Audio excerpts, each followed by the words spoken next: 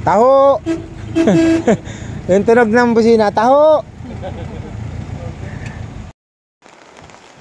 Nakita nyo naman, mukhang pampasabog. Di ba bro? Bro, saan mo ba gagamitin to? Baka mag-extra ka sa PJ Provinciano ha? Baka pasabugin.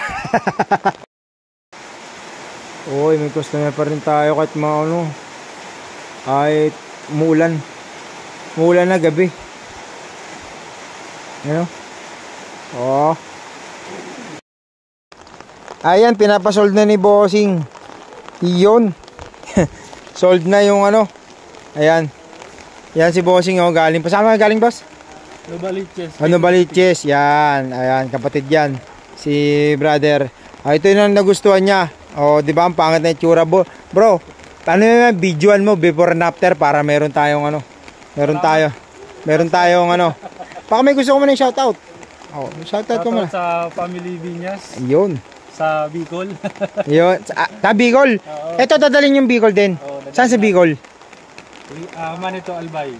Yun. Puro Bicol no. Nasusuki na ako ng Bicol Pero ito papagandahin natin. I-repaint natin. Tapos tatap overall natin. Palamig yung aircon. Di ba? Lahat. Walang kalampag. Lahat ng bintana. Ayusin natin yan.